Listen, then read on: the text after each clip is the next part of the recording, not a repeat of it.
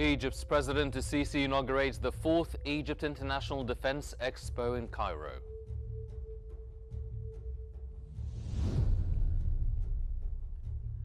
The Kremlin confirms President Putin will meet President Trump's envoy in Moscow on Tuesday.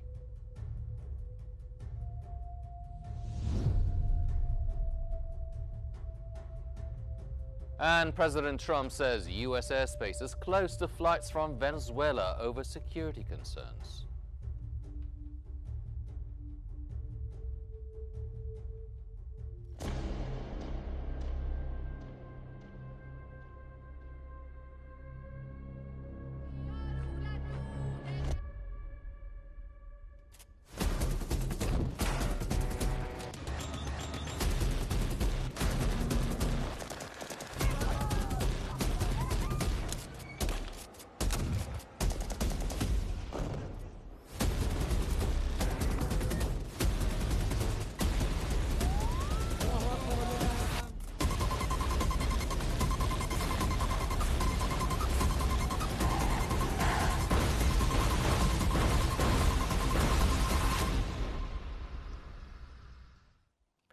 You're watching Q News. It's 4 p.m. Cairo local time. I'm Hani Saif, and in the news today, the Palestinian presidency has condemned Sunday's attacks by Israeli colonists on 4 international solidarity activists in the Ain Duyuk area of Jericho. 3 Italians and 1 Canadian were injured, and their personal belongings, including passports and phones, were stolen. The presidency held the Israeli government fully responsible for the attacks and described them as violations of international law, warning they should not go unpunished. It called on the international community to hold perpetrators accountable, impose sanctions and ensure protection for Palestinians, while advancing efforts towards ending the occupation and realizing an independent Palestinian state with East Jerusalem as its capital.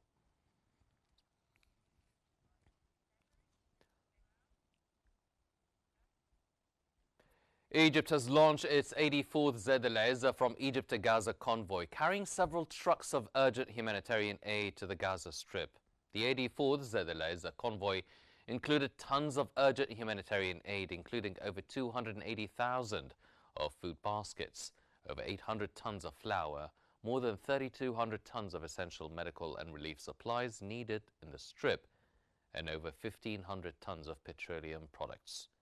The convoy also included essential winter supplies to alleviate the suffering of the residents, including more than 1,800 blankets, approximately 55,500 pieces of winter clothing, and about 16,200 tents to shelter those affected.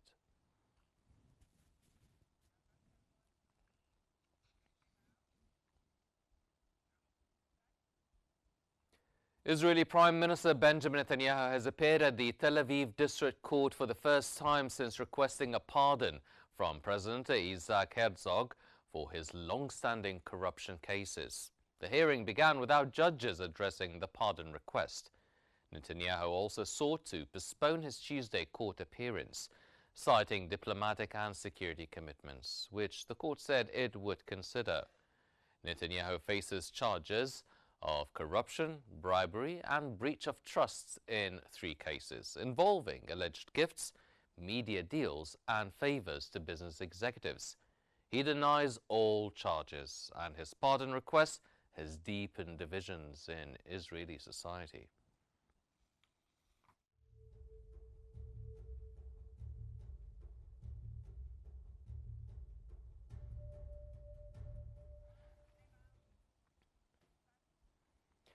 Protesters gathered outside a Tel Aviv court to oppose Prime Minister Benjamin Netanyahu's request for a presidential pardon in his ongoing corruption trial.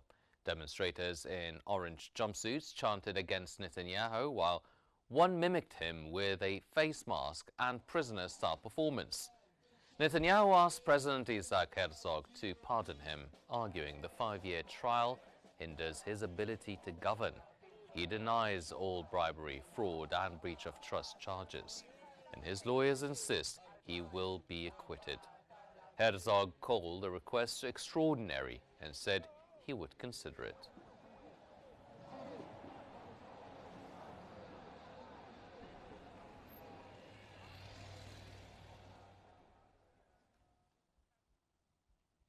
Israeli occupation forces detained a total of 55 Palestinians in separate raids across the West Bank. In the Bethlehem Governor raid, 44 Palestinians were detained in Beit Fajar and Al Ubaidiyah. 40 were briefly held in Beit Fajar before being released, while 4 in Al Ubaidiyah were interrogated after home searches. Near Ramallah, 11 Palestinians, mostly former prisoners, were detained during overnight raids in Al-Lubain Al-Gharbi, Rantis, and Beit al-Tahta. Homes were searched and ransacked, with several residents interrogated on the spot.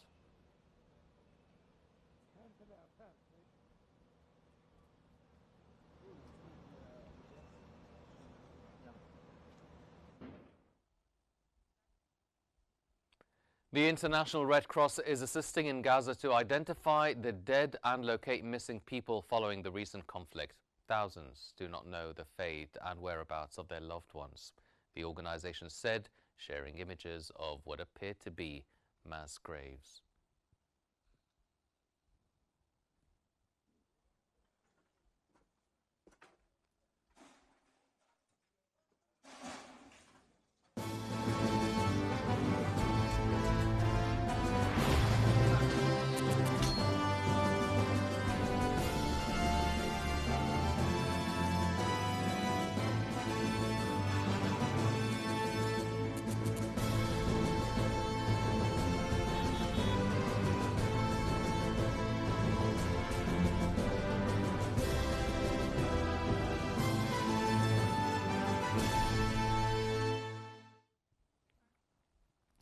Egyptian President Abdel Fattah el-Sisi has inaugurated the 4th Egypt International Defense Expo, EDEX 2025, at the Cairo International Convention and Exhibition Center. The opening featured performances, a showcase of the K9A1 EG Howitzer, and a documentary on the Defense Expo. President el-Sisi toured Egypt's National Pavilion and visited displays from the Ministry of Military Production, the Arab Organization of Industrialization, and companies from the UAE and Jordan.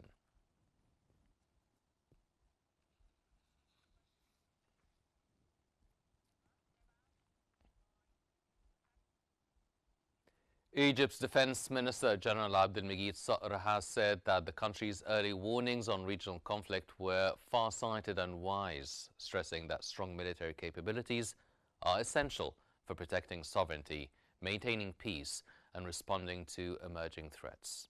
Speaking at the opening of EDEX 2025, he described the armed forces as a responsible power that safeguards rather than threatens, while highlighting the expo as a platform to showcase advanced defense technologies and foster international cooperation.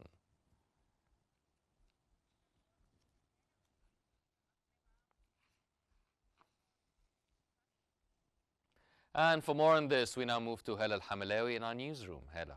Thank you so much, Hani. Indeed, EDEX is a very important event taking place here in Egypt. So for further analysis, we're joined from Cairo by the international relations expert, Dr. Hussam Al-Bukai. Welcome to Q News.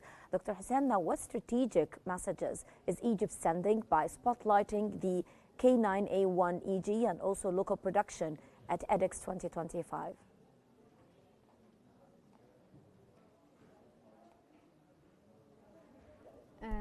Good afternoon to you and to everyone who's watching. Of course, this expo under the patronage of President Sisi, it was inaugurated today, and it actually makes Egypt's role become more prominent in a series of events, like what happened with the UNESCO with Dr. Khaled Al-Anani, then the Sharm el-Sheikh agreement, and then of course the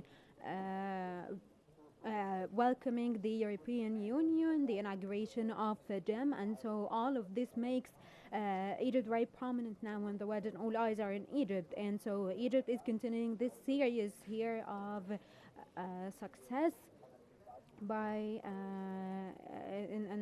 inaugurating the ADEX 2025. We have military production, and this is a very important opportunity to show our latest advancements in military production. And the expo here has something that hasn't been presented before.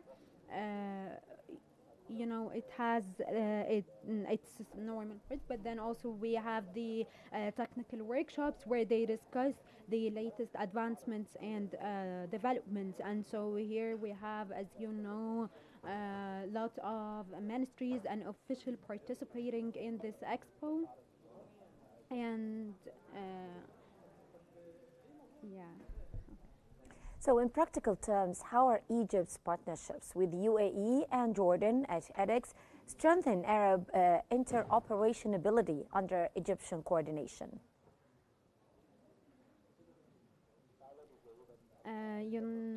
As you know very well, that the last period has shown that there are prominent countries in the region, and they are used to resolve lots of conflict and issues in the region, and the relationship between Egypt and the UAE is a foundation stone here of two large countries participating, and coordinating. And also we have Jordan and Saudi Arabia as well. And so this coordination here between UAE and Egypt has taken a strategic turn in a lot of causes, like the Palestinian cause, for example, and what has happened over the past 2 years. And so there was UAE coordination also with Qatar and Saudi Arabia, and they had a very important role to reach the ceasefire and the truce that we've reached now, and to achieve the agreement. And so all of this shows that Egypt is one of the most prominent countries that is able to resolve the causes in the region. And what gains for Egyptian industry and jobs do you expect from localization and co-production deals announced at EDEX, and how do they reinforce national sovereignty?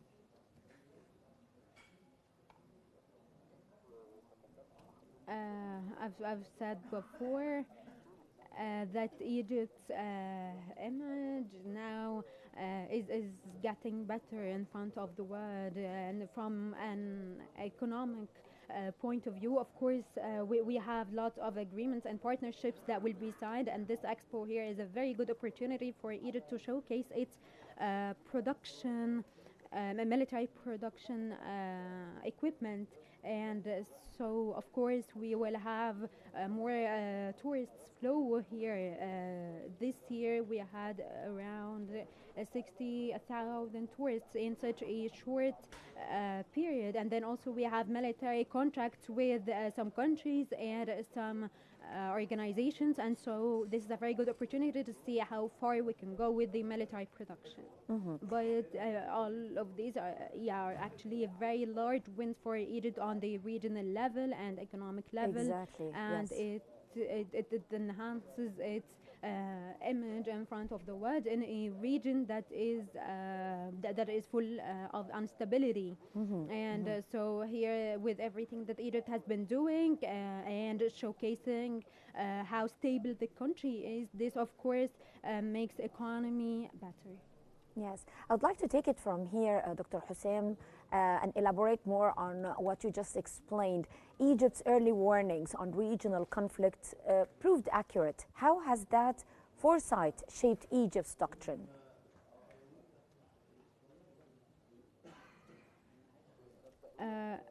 First of all, Egypt, one of the most important foreign policy principles for Egypt is aiming for stability in the region and, of course, having peace.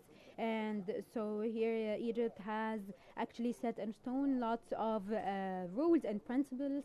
They don't intervene in the affairs of any country. They always resort, and we always resort to peace and peaceful resolutions to resolve any conflict here. And yeah, of course, as you can see, we have lots of crimes and instability in the region, in the Middle East and Arab countries, and in Libya, Sudan, and then Yes. the Israeli aggression on a lot of countries and on Gaza specifically. And so Egypt has been warning that actually implementing this policy will lead to instability in the region and will raise the tensions and make the countries lack economic advancements and actually on the human level even. Yes. And Yes, and how is edX, sir, accelerating technology transfer into Egyptian factories, test centers, and also academies so that Egypt can sustain and upgrade its own platforms without external bottlenecks? Egypt has been taking advantage of this expo to showcase the latest military production and equipment, especially when it comes to defense arms. And so this is a very good opportunity to, as I said, enhance economy and to have contracts and an agreement with lots of countries around the world. And it is a very good opportunity also to show everything that we have achieved so far. And yeah, so with everything, with all the events that have happened, this is very good. I would use your same word, Egypt's defense arms. So Egypt presents strength in service of peace. What Egyptian-led initiatives from edX can help de-escalate crises, secure sea lanes and borders, and protect also civilians while maintaining firm deterrence?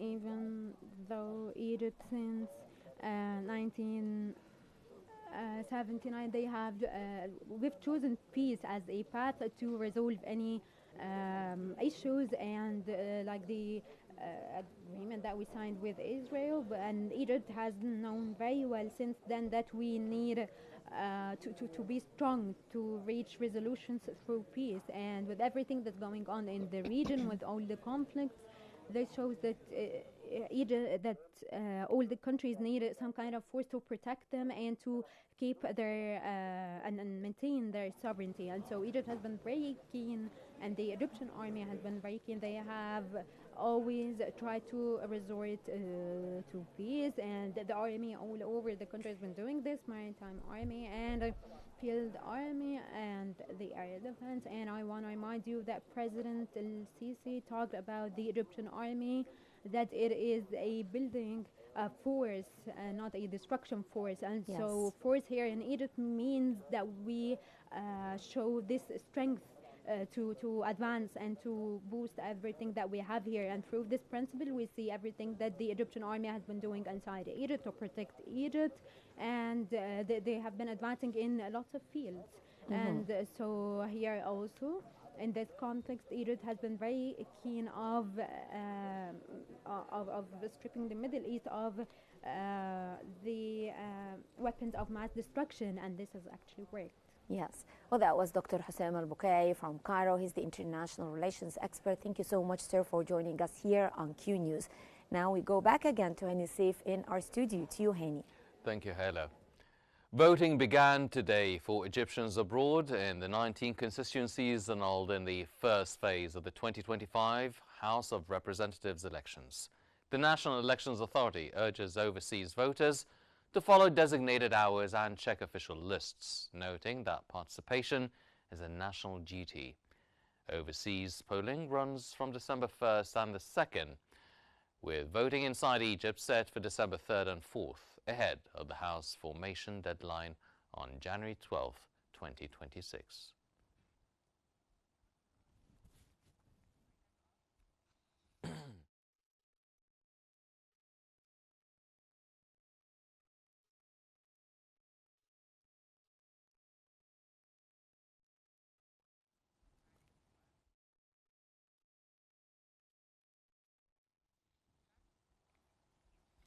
On to Lebanon. Pope Leo has called for urgent efforts to end the conflicts forcing people from their homes during a visit to the shrine of Our Lady of Lebanon in Harissa.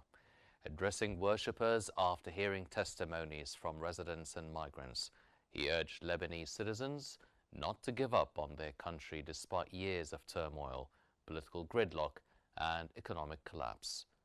Pope Leo spoke at the hilltop shrine overlooking the Mediterranean after visiting the tomb of Saint Charbel, a revered Catholic saint.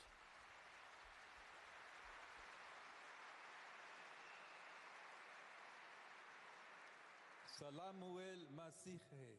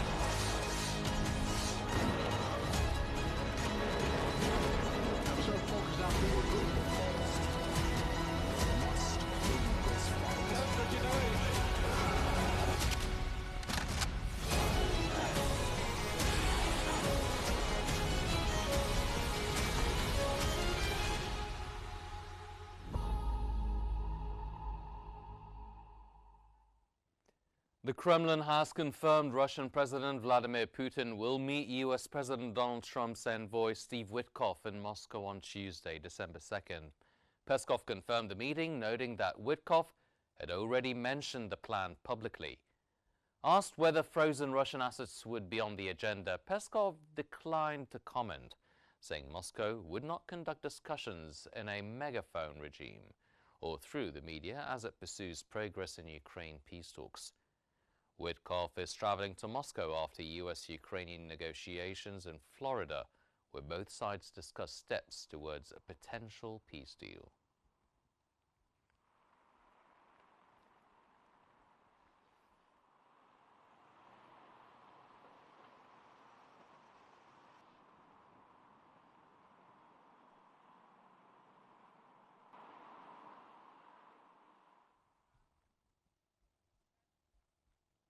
U.S. President Donald Trump has said that talks between U.S. and Ukrainian officials in Florida are progressing well and expressed hope for an end to the war in Ukraine, which he described as ridiculous and responsible for thousands of deaths. Asked about Ukraine's challenges, Trump cited ongoing corruption but said it would not impede the peace process. He confirmed that U.S. envoy Steve Witkoff is scheduled to meet Russian President Vladimir Putin in Moscow and declined to set a deadline for a deal. Trump emphasized his desire to save lives and expressed cautious optimism that a peace agreement could be reached. I've spoken to them and they're doing well. Ukraine's got some difficult little problems. They have some difficult problems. The Kremlin has denounced the Ukrainian drone strike on Caspian Pipeline Consortium infrastructure, calling the attack outrageous given the project's international ownership and importance. The CPC, which includes Russian, Kazakh and U.S. shareholders, said one of three mooring points is at its Novorossiysk terminal that was damaged in Saturday's November 29th attack, halting operations there. Kremlin spokesman Dmitry Peskov also criticized Ukrainian sea drone strikes on oil tankers in the Black Sea, saying they targeted the interests of Turkey and the vessel's owners.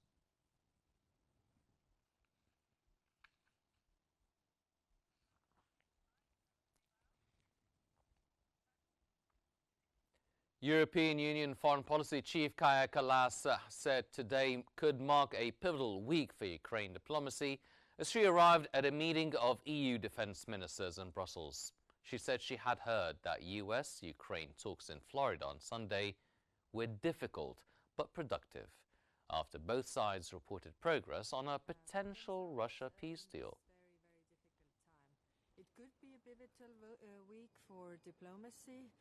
We heard yesterday that the talks in America were difficult but productive. We don't know the results yet, but I will talk to the defense minister of Ukraine and as well as French President Emmanuel Macron and First Lady Brigitte Macron welcomed Ukrainian President Volodymyr Zelensky and First Lady Olena Zelenska to the Elysee Palace as diplomatic efforts intensified around the war in Ukraine. Macron's office said the two leaders would discuss the conditions of a just and durable peace, following recent talks in Geneva and consideration of the American peace proposal. The Paris meetings followed U.S.-Ukrainian discussions in Florida, where both sides reported productive talks on a potential Russia peace deal. U.S. Secretary of State Marco Rubio expressed cautious optimism after the November 30th session, though key issues remain unresolved. President Donald Trump's envoy has since traveled to Moscow to brief the Kremlin as diplomacy surrounding Europe's deadliest conflict in generations stretches across capitals on both sides of the Atlantic.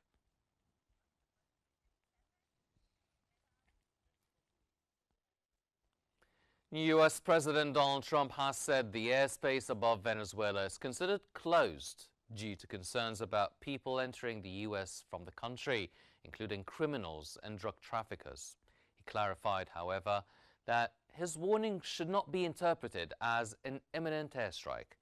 Trump also confirmed he had spoken by phone with Venezuelan President Nicolas Maduro, but declined to provide details, saying the conversation was neither clearly well nor bad. When asked about reports of a military strike and controversy surrounding Secretary of Defense Pete Hegseth, Trump said he had no knowledge of a second strike, adding that he trusts Hegseth's denial of involvement. I wouldn't say it went well or badly. It was a phone call. Yeah. Can you talk a little bit about the strikes and the controversy around Dozens of dogs and their owners took to the streets of London in a colourful parade, sporting Christmas-themed outfits to spread holiday cheer. Now in its second year, the event supported 2 rescue dog charities, raising funds and promoting awareness about rescued dogs worldwide. Co-organizer Mei Wong highlighted the cause. Just knowing where they've come from, the terrible start that they had to life, and now giving them a second chance to live the life they deserve.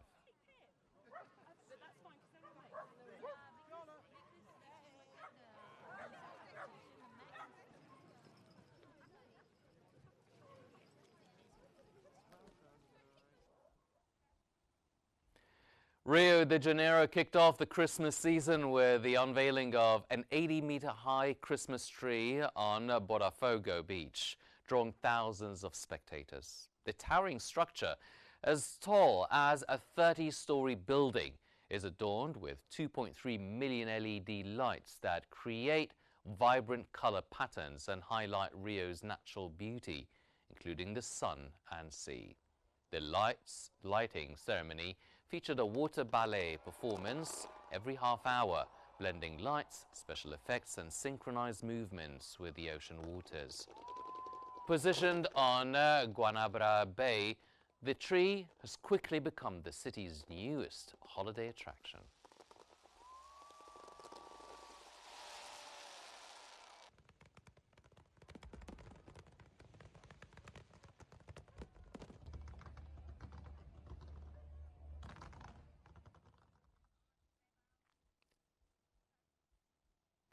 Grandma, one of the first Galapagos tortoises to arrive at the San Diego Zoo nearly a century ago, has died unfortunately at an estimated age of 141.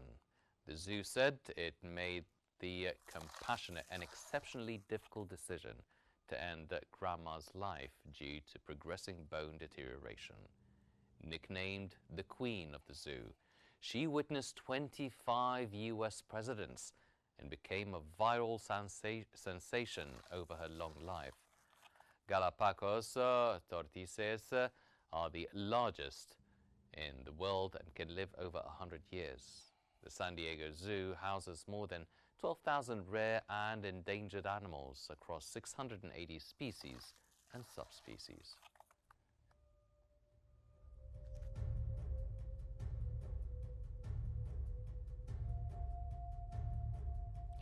That brings us to the end of our news bulletin, but before we wrap up, here's a recap of the top stories making headlines this hour. Egypt's President Sisi inaugurates the 4th Egypt International Defense Expo in Cairo.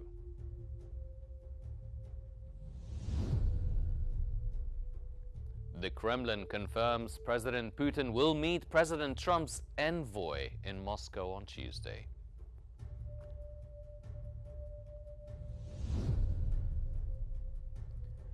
And President Trump says U.S. airspace is close to flights from Venezuela over security concerns.